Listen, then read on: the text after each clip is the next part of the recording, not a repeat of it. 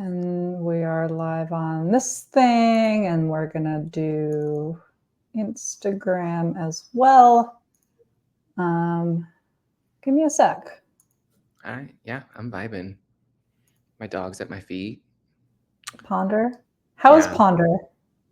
Ponder is right there. Being a little sweetie.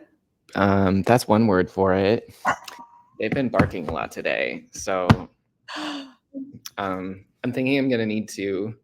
I have this collar that spritz them with citronella when they bark.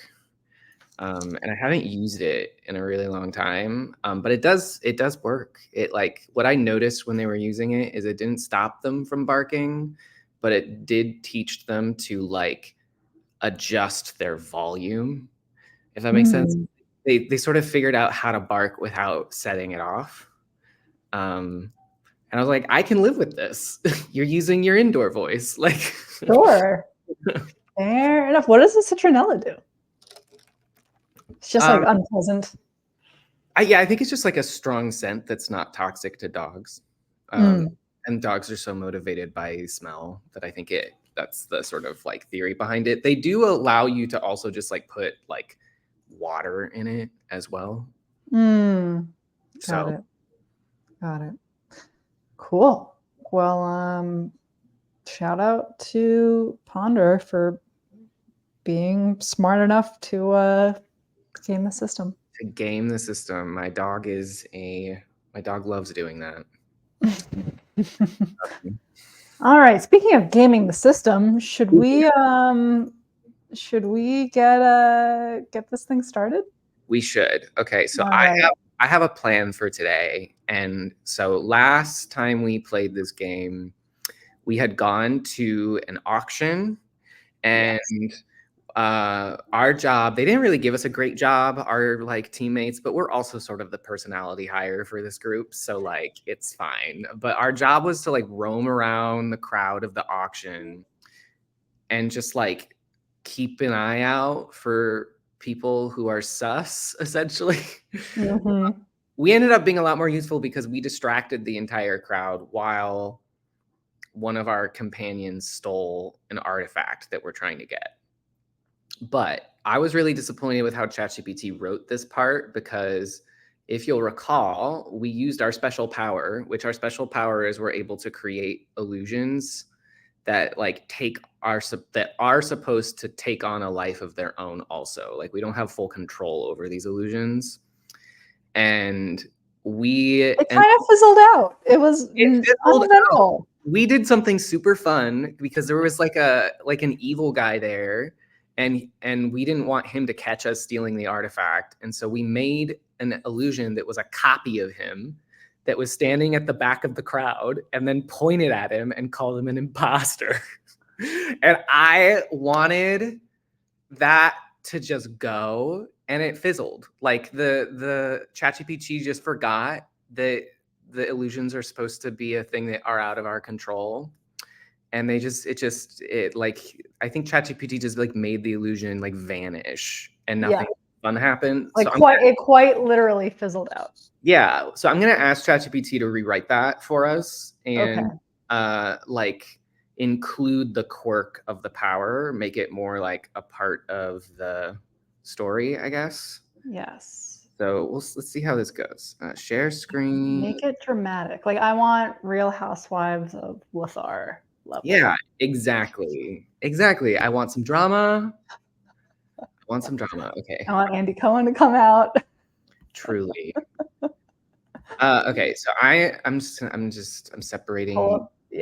Separating tabs because I forgot to do that before. Okay. Share screen, window, this guy, go. Let's pull it up.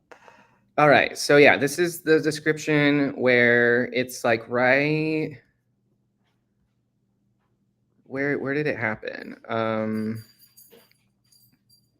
The illusion you created flickers for a moment and then dissipates, the magic energy unraveling as the watcher's power disrupts it. So what I want to do is just rewrite this so the quirk of our illusion power plays a more substantial role.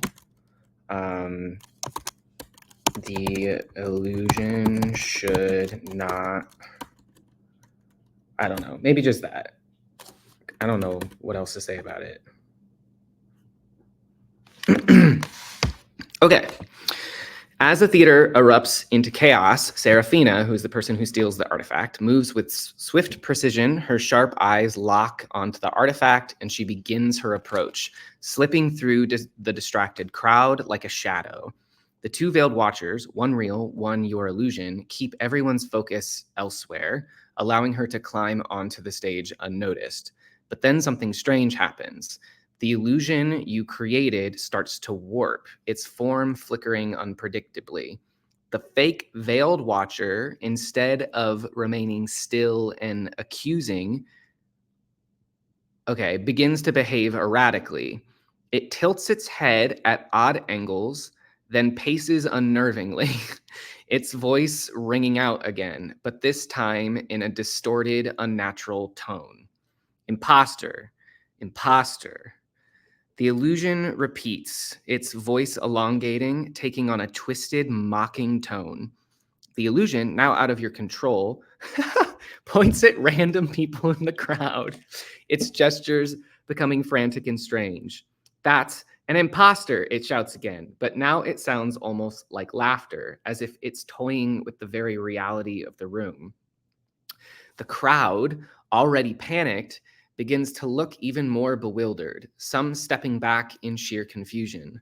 Some scream in terror as the illusion continues to morph, shifting between the form of the veiled watcher and unsettling warped shapes, its cloak unraveling and reforming, its mask twisting grotesquely. Okay.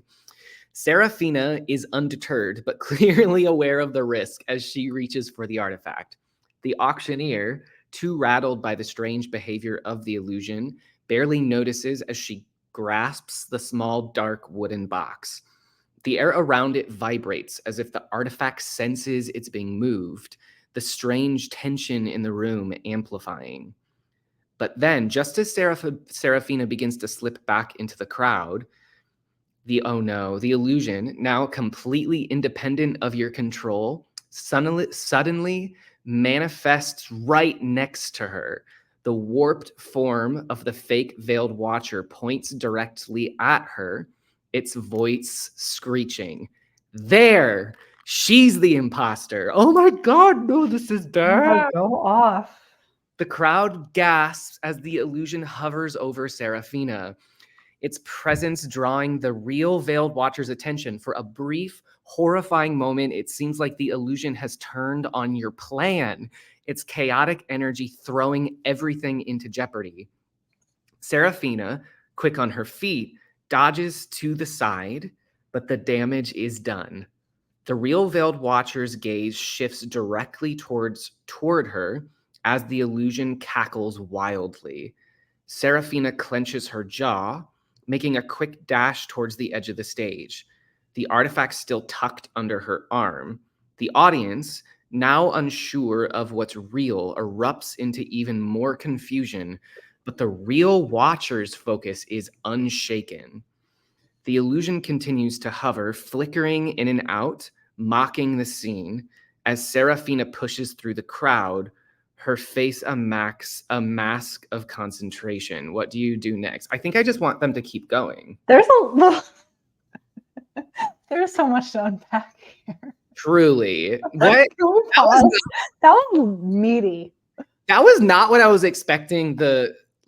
When they described what the quirk of that power was, I thought it was just that the illusion was just gonna take on a life of its own, and it was just do its own thing. Not it was gonna just take on different forms. Right. We were gonna make an illusion that thinks it's the veiled watcher, and then it's gonna just live like that and be like a second veiled watcher that's mad that the other veiled watcher is there, and then it's out of our control. That's what I thought.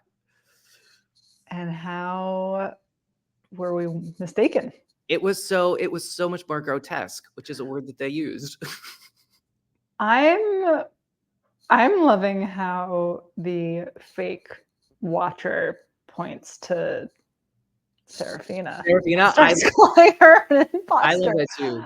I was thinking about making them rewrite it again until that happened. And then I was like, okay, wait, never mind. Because it's giving me what I've always wanted it to do, which is to make me fail. Or to give me like unexpected problems to solve, you know?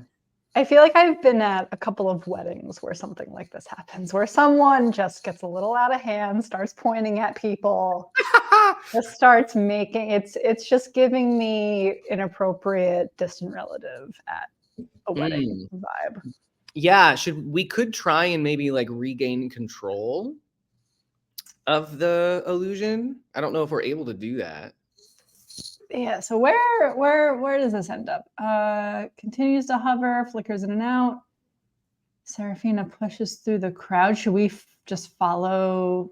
Should we follow Serafina and see where she goes? I kind of want to just see what happens. Is that bad? No. Like, can I just say like keep going, please? Yeah. Like I want to see where they take it. Yeah. Keep going. Keep going. The scene has spiraled into chaos, with the distorted illusion still flickering and cackling. Its warped form continues to draw attention. The crowd is panicked, unsure of who to trust, and the real Veiled Watcher moves with cold determination, eyes locked on Serafina as she makes her escape with the artifact. You catch Felix's eyes. Who's Felix? Do you remember? Are they the scared young guy, or the old map guy?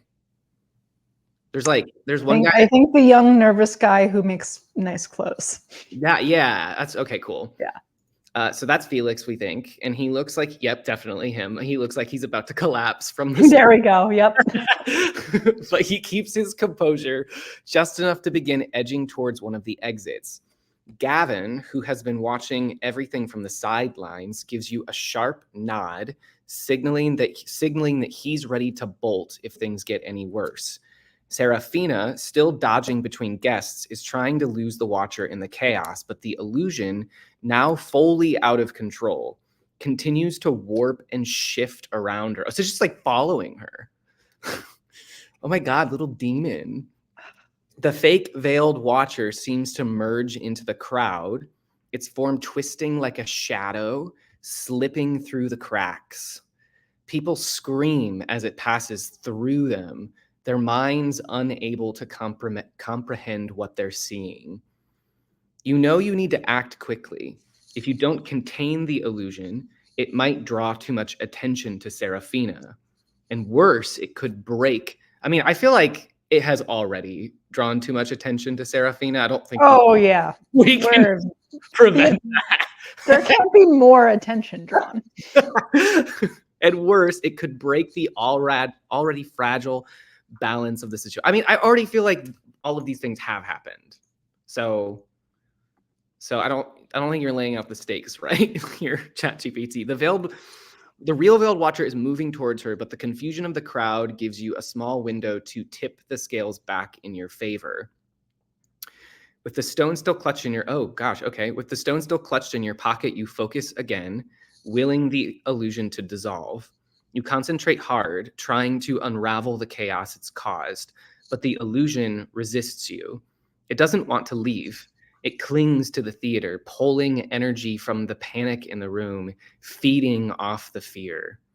Suddenly, the illusion splits into multiple versions of the Veiled Watcher, each one echoing the same accusatory phrase, imposter, in distorted, terrifying voices.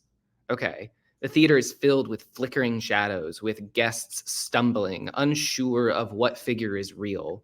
The guards, too confused to react, hesitate. But the distraction is working. No one can focus long enough on Serafina as she slips through the crowd, heading for an exit. Realizing the illusion is beyond your control for now, you act quickly. You grab Felix by the arm as you move toward the side door. Let's go, you say under your breath. Felix stumbles after you, pale but moving. Gavin, even ever the wanderer, is already a step ahead, making for the tunnel he had scouted earlier, leading out into the safety of the back streets. Serafina reaches the exit just ahead of you, her breath coming quickly but steady.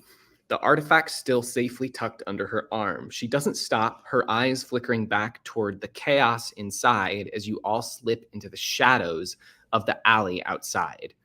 The door closes behind you just as the guards inside begin to take action, rushing toward the real Veiled Watcher, still trying to understand the multiple illusions now bouncing around the room.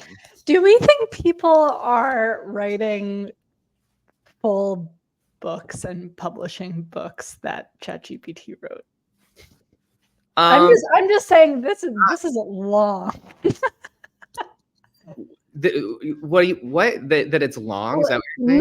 No, it's just incredible that we're getting these thorough responses, and I'm just like, we could take all this and like write a book. We could. I'm just wondering, like, are we in an age where you go to the bookstore now and like half of the books sold are now just like written by ChatGPT? I mean, I definitely feel like some of them are, which is interesting. Anyway, sorry, I had to interject.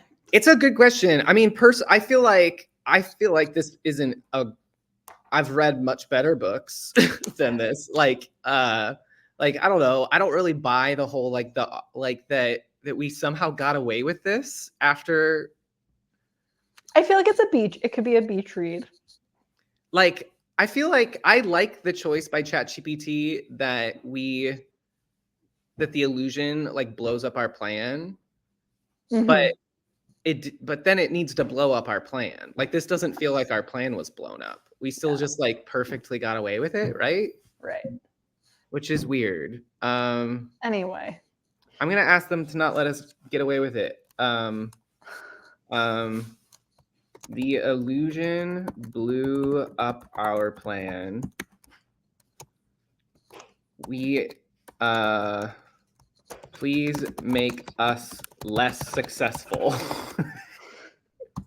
Come on, ChatGPT, give us some. We want to be in hot water. Give us some conflict.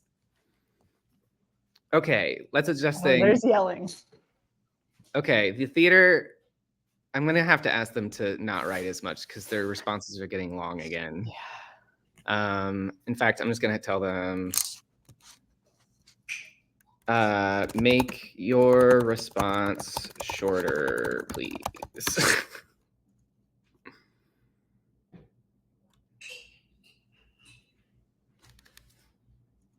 You can do it. What's happening?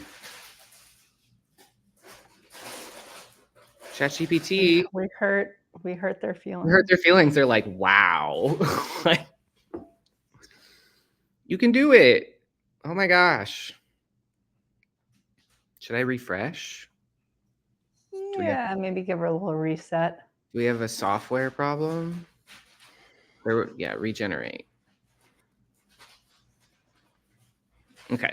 The theater was in chaos. Your illusion had spiraled out of control, splitting into grotesque versions of the Veiled Watcher. Shouting accusations in distorted voices, the crowd panicked and guards were frozen in confusion. Serafina, trying to grab the artifact, was knocked off balance by the frenzied crowd. Okay, so suddenly the crowd is on the stage. The real Veiled Watcher had seen through the illusion and was closing in on her. One of your rogue illusions appeared next to Serafina, shouting, "She's the imposter," drawing everyone's attention. The Watcher unleashed a cold shockwave, forcing Serafina to dive aside, leaving the artifact tumbling to the ground. "The plan's blown," she muttered, her eyes burning with frustration. "We need to get out of here now." Gavin and Felix were already heading for the exit, and you knew the mission had gone sideways. What do you do? See, I feel like Serafina wouldn't give up like that, though. I don't know. I need to stop editing, I guess. But come on, ChatGPT.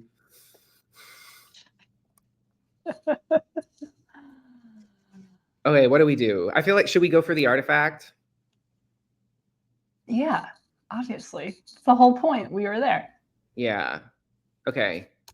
We scramble for the... Maybe we ignore Seraphina and scramble for the artifact. Let's give it. I think we need to give it this plus some more direction about where we want the next thing to go. So we get the artifact. We make a run. Okay, hold on. So we scramble for the artifact, and we run for the exit. Run for the exit. Okay. And then say, like, but something unexpected happens that prevents us from leaving. Okay. And then we kind of make it dramatic. Yeah. Something unexpected happens that prevents us from leaving, and it is dramatic. Let's see how they do with that. What's happening? It's not letting me enter it. Oh, no. Okay, there we go. ChatGPT is a little... Come on. Get it together. I'm going to have to refresh again. Like, wow. Wow. You call this advanced technology? We're using it to write silly stories. Do I have... What? The... What is going on? Oh, our thing is gone. So we have to write it again, I guess. So we scramble for the artifact and head toward the exit. Something unexpected happens that prevents us from leaving, and it is dramatic. Shoot, now I just messed up. Wow. Let's try again. Because I hit this and then I hit it again and it stopped it. Okay.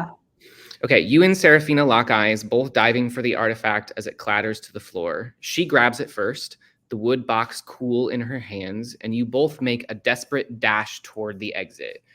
Gavin and Felix are ahead, pushing through the panicked crowd, your escape route within reach. But just as you near the doorway, the theater shakes violently.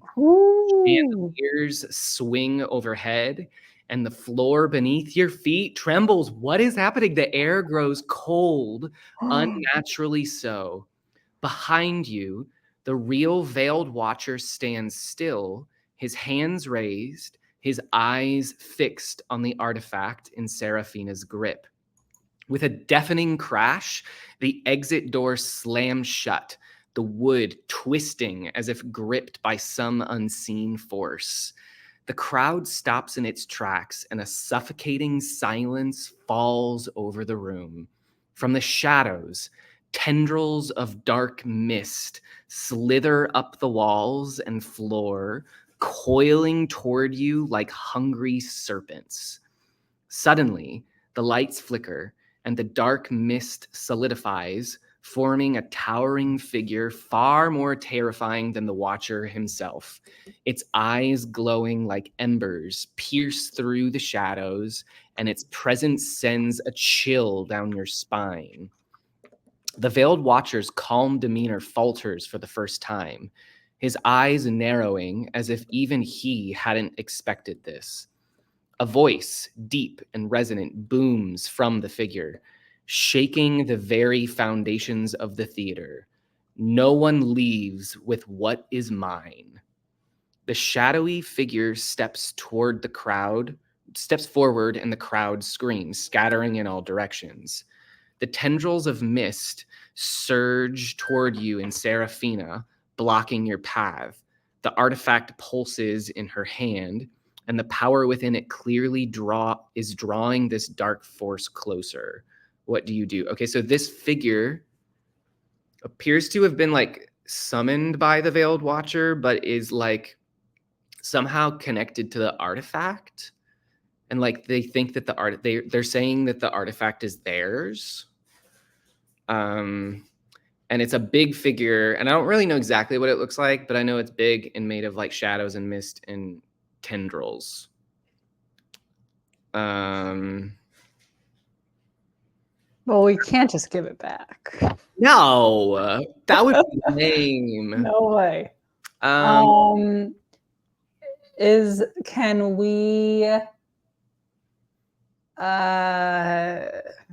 my first thought is we could try to do another illusion. Like we could make like a bunch of different copies of the artifact or something.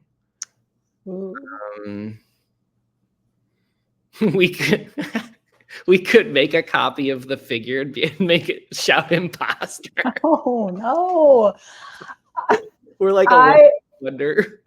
I was thinking something like creating some sort of barrier in between us and this. Like a fake barrier? Is it a real barrier or a fake? I feel like it's fake, right? I mean, we can do whatever we want. But it's an illusion. Can we make an illusion of like someone tipping? I'm imagining this. I don't know how you've been picturing all this in your head the whole time. I'm imagining this like big old building, like this big wide open space with like big pillars. Yeah, totally. Like, can we like push over a pillar and like? Are we strong enough to do that? I mean, I guess we can. An illusion. Make it an illusion. But what happened? Okay, but what is it doing? If we drop, we like push it over. Keeping this scary figure from getting us. You know what? We could do like a little. We could like do like a. It's sort of like a bluff, where we could. It's like pounding on our chest sort of thing, where we could. We could like claim to be like some almighty warrior or something, and then we're like, "Watch us!" And then we like throw the the pillar over. Or something. Yeah. Try and just like intimidate him, maybe. Yeah. I think like we need to intimidate him. Okay. Let's make an illusion. Okay, I'm gonna do this. I reach for the magical stone and I create a new illusion. This is gonna be silly. I first make myself appear very muscular. That's the illusion. Then I roar in the face of the large figure.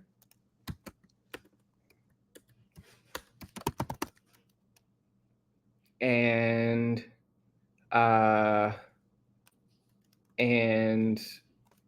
tell them to halt.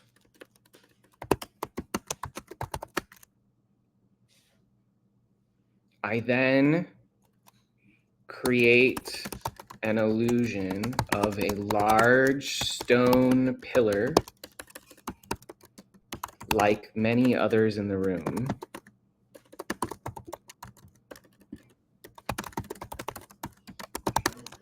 And I throw it over. In demonstration of my illusion strength. The pillar sits between me and the large figure. Does that make sense? Love it. Let's see what happens.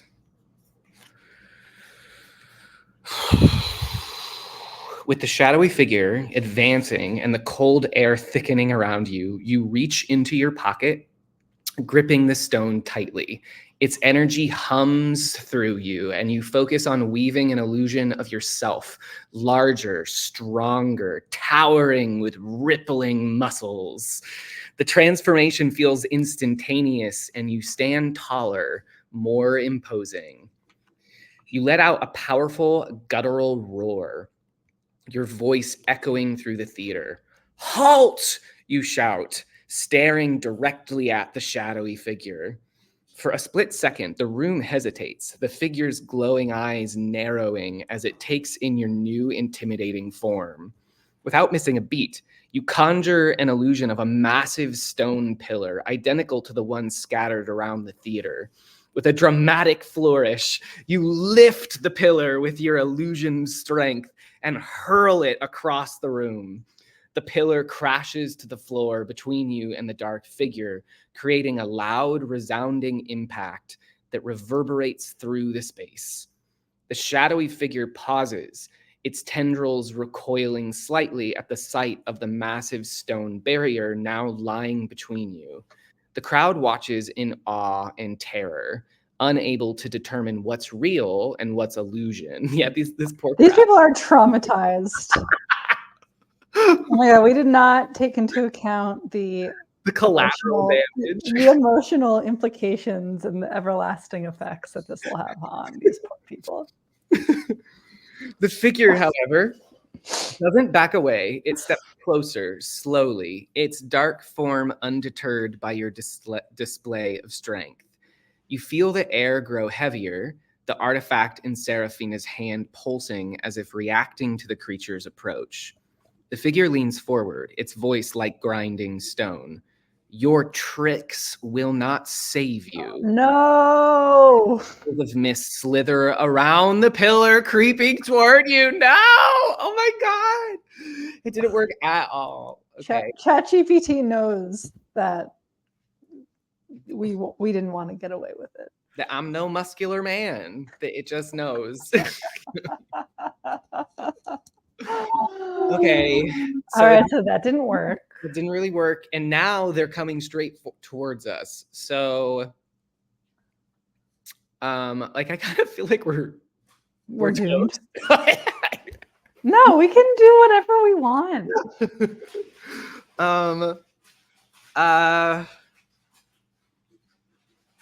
What? Okay. What if we? Let's do. Cody says beg for mercy. No. No, I'm too. That's beneath me. I say I'm curious to see what ChatGPT will do if we dramatically sacrifice ourselves.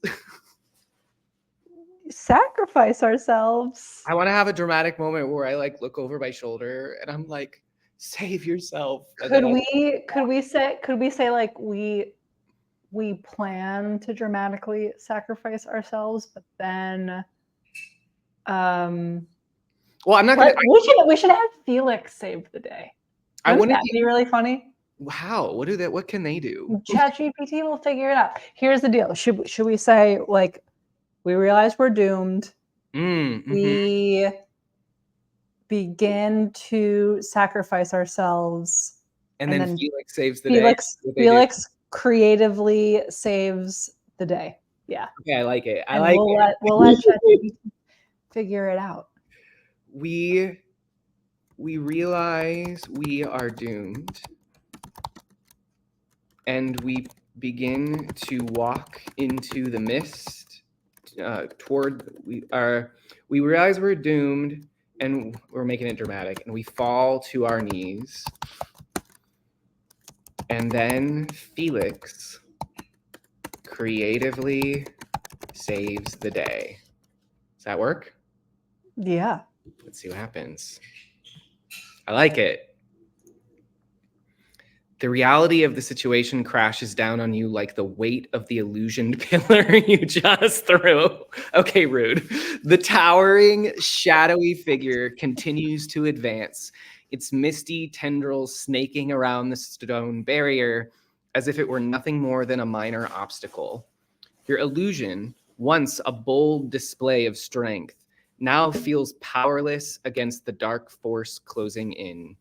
You drop to your knees, the stone still clenched in your hand, but the hopelessness of the moment grips you. The figure's voice reverberates in your mind. Your tricks will not save you. The cold mist swirls at your feet, and for a moment you feel the crushing inevitability of defeat. Ooh, that rhymed. But then, from the corner of your eye, you see Felix, pale and shaking, but with a sudden fire in his eyes. His fear transforms into something more, a spark of determination. He looks at the scene, at the towering figure, and at the artifact in Serafina's hand. Then, with a nervous but resolute gulp, he springs into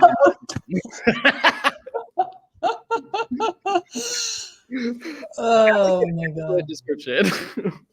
Incredible. Oh, no. This won't do it all, Felix mutters to himself. He's fumbling with a piece of fabric from his bag. He darts behind one of the theater's remaining stone pillars, pulling out rolls of luxurious cloth, fine silks and shimmering threads. His hands move swiftly, creating something with a skill that is as impressive as it is desperate. In a flurry of motion, Felix emerges from behind the pillar, holding a hastily sewn cloak. He just sewed a cloak for us. A shimmering, intricate garment that glows faintly in the dim light of the room. With surprising grace, he throws it into the air, and the cloak unfurls, catching the attention of the shadowy figure. The cloak floats towards the dark figure, wrapping around its form like a second skin. For a brief moment, the creature hesitates, seemingly confused. The cloth shimmers, reflecting the light in the strange, otherworldly patterns. Felix steps forward, his voice shaking but firm. You want power? You've got it. That's a royal cloak of the Lost Kingdom. You know, the one that can enhance any magic 1,000-fold. Felix waves his hand dramatically, hoping his bluff sticks. Wrap yourself in that, and you'll be unstoppable. You won't need the artifact. Oh my God, I'm so proud of Felix. Yeah, he's doing this like amazing little bluff right now. The shadowy figure pauses, its tendrils faltering as the shimmering cloak takes effect. The illusion of power, woven from Felix's fabric, is enough to confuse and distract the creature. It turns its attention away from you and Serafina, drawn to the cloak as it wraps tighter around its form like a baited trap. Go, Felix shouts, looking back at you and Serafina. While it's distracted, move. Realizing this might be your only chance, you pull yourself to your feet and dash toward the exit. Serafina clutches the artifact tightly, and Gavin is already pulling Felix along, who stumbles after him in wide-eyed disbelief at his own success. The shadowy figure, now entangled in Felix's shimmering creation, is momentarily subdued. The four of you slip through the alley, hearts pounding as the cold night air hits your faces. Behind you, the theater begins to quake again, but the figure remains trapped in Felix's brilliant diversion. As you race through the dark streets, Felix huffs out a breathless laugh. Royal cloak, can you believe it? I just made that up. I'm imagining, have you seen Arrested Development? Some of it. I feel like Felix is Buster Bluth. Yes. Just like kind of a goob. Yes. Like no one expects much from him. Yes. 100%. And this experience was just like he went out on a limb and was like, this isn't gonna work, and it worked. They're my awards, mother from Army. Okay, so I guess we now know something about Felix is he has the ability to like imbue fabric with magic, I guess. Fabric Whisperer. Yeah, Fabric Whisperer. That's fun. I like that. Um, I love it. okay. Okay, cool. So we got away. I can live with that. That was like an acceptable amount of conflict and unexpected twists. Yeah, this is exhausting. Okay. I think what I definitely want ChatGPT to do now, because like we were so exposed by that, is now I want all of us to be like most wanted. Okay. Yeah, like I want us to become like infamous criminals. Mm. Does that make sense? But maybe not. Yeah, yes. Like the spotlight is now on us, and word is gonna go all around Lothar. Mm-hmm. That like it's gonna be the talk of the town. Okay. I'm just gonna tell ChatGPT, I don't know what I'd like to do next. But I know that we have been exposed by this and that we will now be the talk of the town. Like let's say add to this. I think this is good so far. Uh-huh. Maybe that we wake up. Something happens when we leave at night, and then we go to bed, and when we wake up the next morning, we find our like photos on the front page of the daily newspaper. Okay. I'm going to ask them, we see something strange on our way. I'm going to say this. Our group disbands to avoid attracting attention with a plan to meet back up later. We see something strange on our way back to our room. And then what was it? What was it that you wanted? You want like something happens the next morning? Our faces and the story is on the front page of the daily newspaper.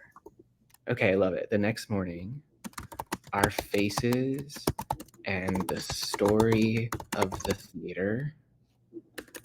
The story of the theater theft is on the front page of the newspaper.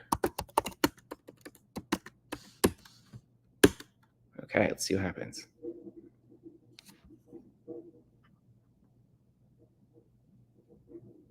Oh, okay, cool. As you and the group catch your breath running through the twisting alleyways of Lothar, the gravity of the situation settles in. The shadowy figure, the chaotic illusions, and Seraphina's daring grab for the artifact. It was all too public. Shocker.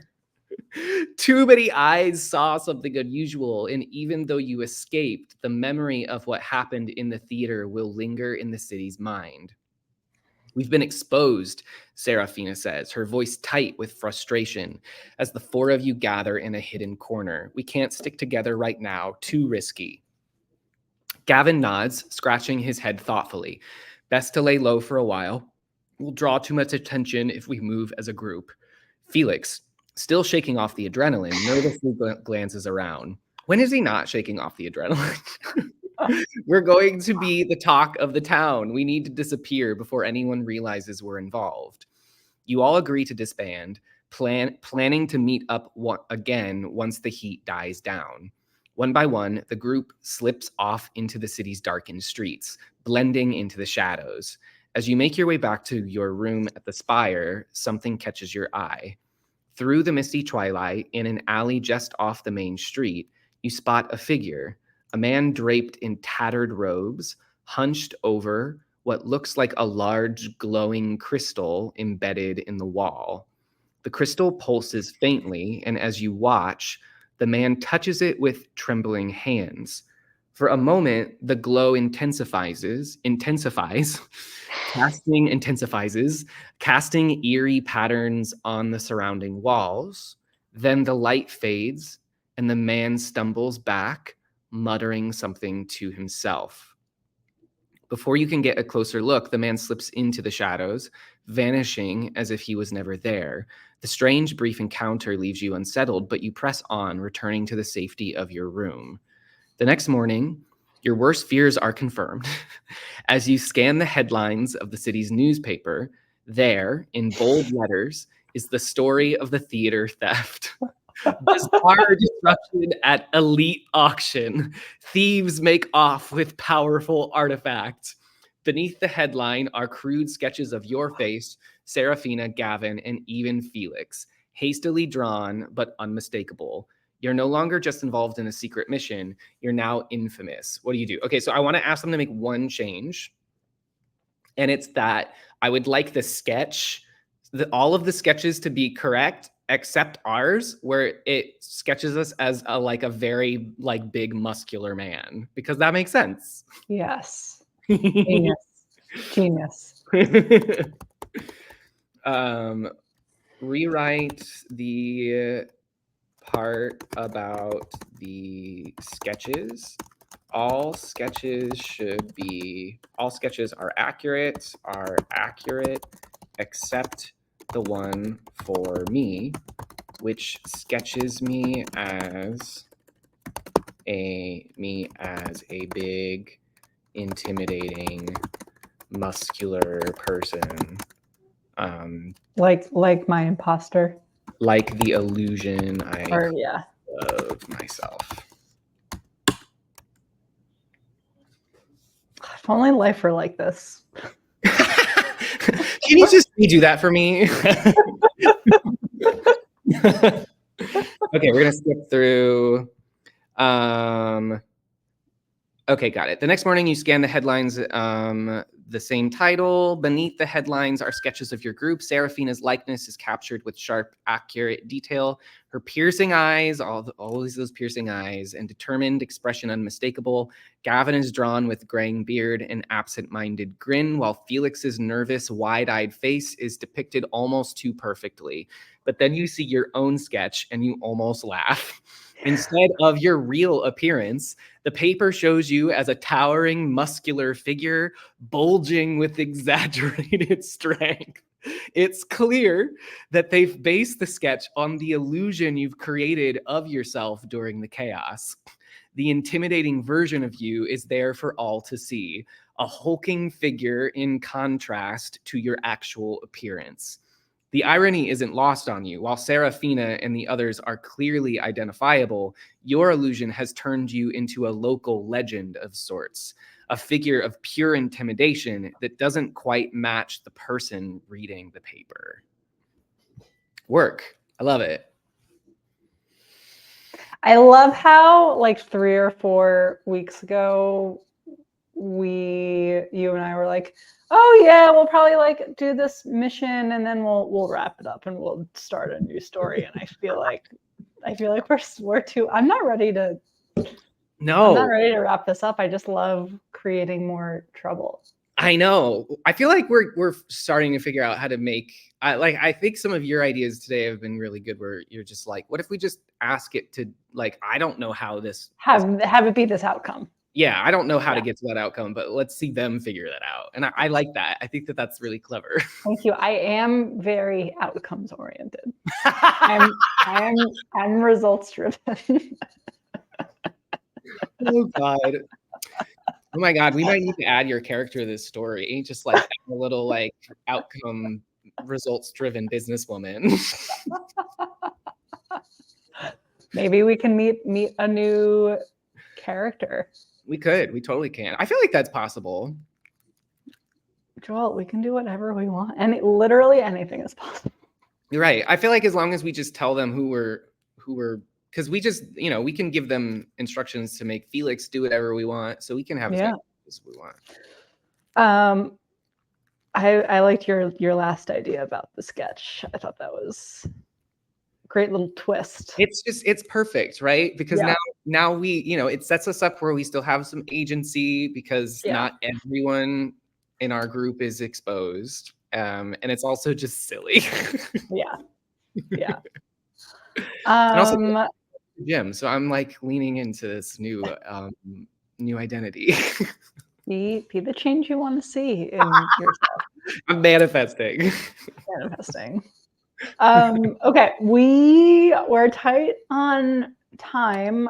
Let's do one more and like set us up for some interesting stuff next time. Yeah, so how do we do that? We're like at our house, right? Or in our room. And we just like paper.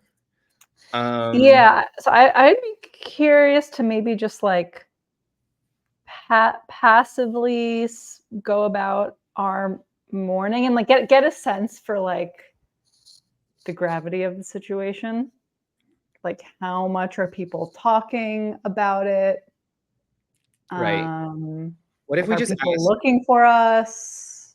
should we do that? What if we, so sort of like outcomes driven, what if we like say we go out into the town and like do what you just described, and then we just ask them to write us a cliffhanger? Yeah. Yeah. Ask it for a cliffhanger. Yeah. Okay. Cool. Okay. So we walk into the, I don't know, like the city square, and we maybe better to say like we peruse. Is that how you spell that? I don't know. Peruse about the town. It's like passively observing the aftermath of last night's events. We're curious to get a sense of how much damage we did. Of how much trouble we're in. Are people talking about us? Yeah, are people talking about us? Is anyone looking for us? How do they feel about it? Is anyone looking for us? Please write us. Please end with a cliffhanger. Should I add anything else or just do that? Please end with a cliffhanger. Yeah, I feel like that's good. Let's see. Should we write a book? Maybe we should. We have great taste. Oh my God. You step out into the streets of Lothar, pulling your hood a little lower to avoid attracting any unnecessary attention. The city is already abuzz with the typical hustle and bustle of the morning. Merchants setting up their stalls, children running through the narrow alleys, and the distant sound of wagon wheels rattling over cobblestone. But there's a noticeable undercurrent of excitement in the air, and it doesn't take long to realize why. As you wander through the marketplace, you catch snippets of conversation, your ears keenly tuned to anything related to last night's fiasco. Did you hear about the theater? Some real dangerous folks made off with an artifact. One vendor whispers to another, their eyes wide with intrigue. A group of well-dressed merchants deep in conversation pass you by. The veiled watchers will be furious. Whoever pulled that stunt is going to be hunted down soon. Mark my words. You continue walking, your heart pounding slightly as you overhear more of the city's talk. A baker's assistant points to a newspaper pinned to a board where the sketches of you and your crew are prominently displayed. Did you see the size of that one thief? He exclaims to a customer. They say he was built like a mountain. A mix of fear and awe seems to ripple through the conversations.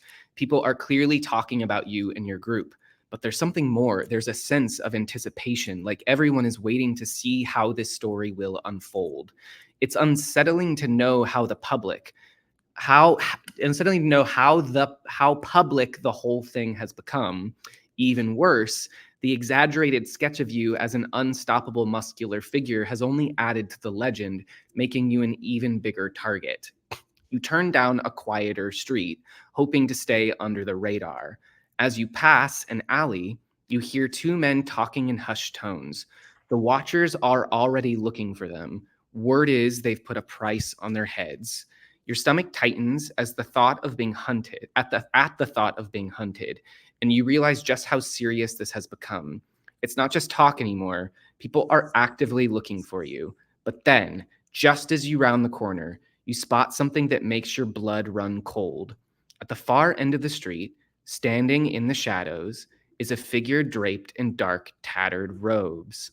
They're watching you closely, their face obscured by a hood, but you can feel their eyes on you.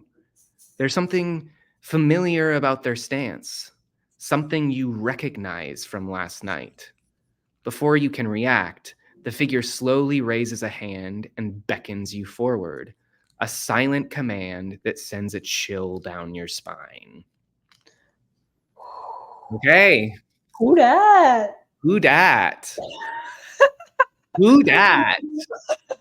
I am glad that they're connecting that, actually. I was hoping that they would do that, that it would take that like weird, strange thing that we saw and connect it. So I'm glad they did. Love a good through line. Okay. So I mean, we have something to deal with next week. We got a whole list of problems to deal with. It's just the beginning. Yeah. Our character's body dysmorphia being one of them.